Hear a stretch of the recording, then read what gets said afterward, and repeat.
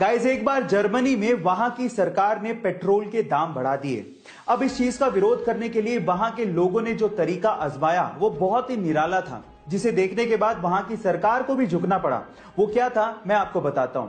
Actually जैसे ही petrol के दाम बढ़ाए गए, उसके 1 घंटे के अंदर वहां के लोग अपनी कारों को लेकर सड़क पर आए और उसके बाद सड़क पर ही अपनी कारों को छोड़कर चले गए। जी हां गाइस, 10 लाख कारों को सड़क पर देखकर सरकार सत्ते में आ गई और फिर से उन्होंने पेट्रोल के दाम घटा दिए। गाइस, विरोध करना जायज है, सही है, लेकिन उसका तरीका सही होना, इफेक्टिव होना और शांति प्रिय होना बहुत ज्यादा जरूरी है। गाइस, बड़े दिल वाला किसे कहते हैं, या आज मैं आपको एक रियल इंसिडेंट से बताना चाहता हूं। एक्चुअली हुआ कुछ यूं कि एक छोटा सा बच्चा था जिसके पास खुद की एक साइकिल थी, लेकिन प्रॉब्लम साइकिल के साथ ये थी कि उसमें ब्रेक अच्छे से नहीं लगता था। अब वो साइकिल के साथ जा रहा था, सामने से कार आई, ब्रेक अच्छे से लगा नहीं, वो साइकिल सीधे कार में ठुक गई। अंकल बाहर आए, उन्होंने देखा कि कार में डेंट पड़ गया। अब वो चाहते तो बच्चे पे चिल्ला सकते थे, गुस्सा कर सकते थे, लेकिन उन्होंने उस बच्चे को कुछ भी नहीं कहा। इनफैक्ट उस बच्चे को उन्होंने एक साइकिल भी गिफ्ट की। ओह माय गॉड गाइस, वो साइकिल पाके वो छोटा सा बच्चा भावुक हो गया था। इस इंसिडेंट से आपको मैं सिर्फ इतना कहना चाहता हूं कि कभी कभी बेवजह कुछ अच्छा करके देखिए, आपके दिल को बहुत ही सुकून महसूस होगा। गाइस, भगवान ने ना इंसान नामक एक बहुत ही गजब की मशीन बनाई है। कैसे? एक छोटा सा एग्जांपल देता हूं।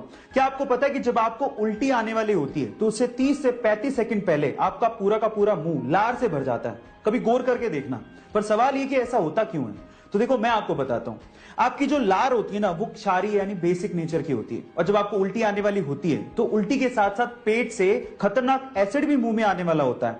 तो उस एसिड को न्यूट्रलाइज करने के लिए और आपके मुंह को बचाने के लिए वो लार पैदा होती है। और उसके अलावा लार 30 से 35 सेकंड पहले पैदा होती है। वो आपको इंडिकेट भी करती है कि आपको उल्टी आ सकती है ना? Amazing fact. गाइस, इस फोटो को ध्यान से देखिए।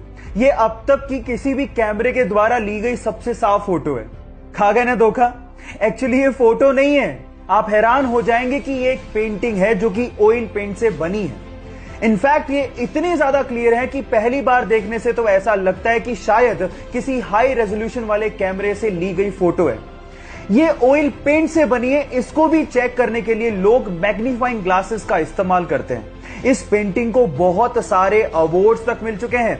ये पेंटिंग वर्ल्ड रिनोन चाइना के लेंग जून ने बनाई है। तो इस जीनियस आर्टिस्ट के लिए एक हार्ट तो बनता है। एक बार एक चाइनीज व्यक्ति एक एनिमल शेल्टर से एक बहुत ही प्यारे कुत्ते को घर पे लेके आया। वो कुत्ता बहुत ही समझदार था, लेकिन उस चाइनीज व्यक्ति ने एक अजीब सी हरकत उस कुत्ते की नोट की। वो कुत्ता पूरी रात अपने मालिक को सोते हुए देखता था। शुरू में उन्हें लगा कि शायद वो नया है, इसलिए एडजस्ट होने में समय लग रहा है, लेकिन जब वो लगातार ऐसा करता रहा तो उन्होंने उसे डॉक्टर को दिखाया। डॉक्टर ने कहा कि ये तो बिल्कुल स्वस्थ है। थक हार कर जब कुछ समझ में नहीं आया तो वो उसी शेल्टर में दोबारा गए। तो जो शेल्टर वाले ने जवाब दिया वो आप लोगों को सुनना चाहिए। शेल्टर वाले ने कहा कि जब ये सो रहा था तब उसका पुराना मालिक उसे उठाकर यहां शेल्टर में छोड़ के चला गया। शायद इसीलिए वो पूरी रात आपको देखता है, कहीं आप उसे धोखा ना दे दो।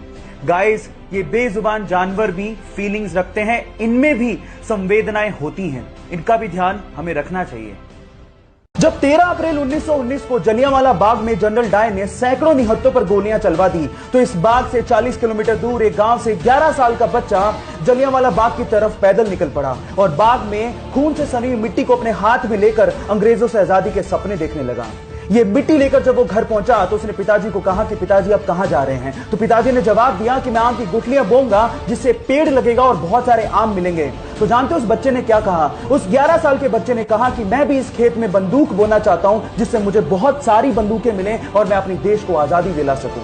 इस क्रांतिकारी विचार को रखने वाले का नाम है शहीद भगत सिंह, जो हमारे लिए, इस देश के लिए हंसते हंसते ये कहकर फांसी पर चढ़ गए, सरफरोशी की तमन्ना अब हमारे दिल में है, देखना है जोर कितना बाजुए कातिल में है, बाजुए कातिल में है।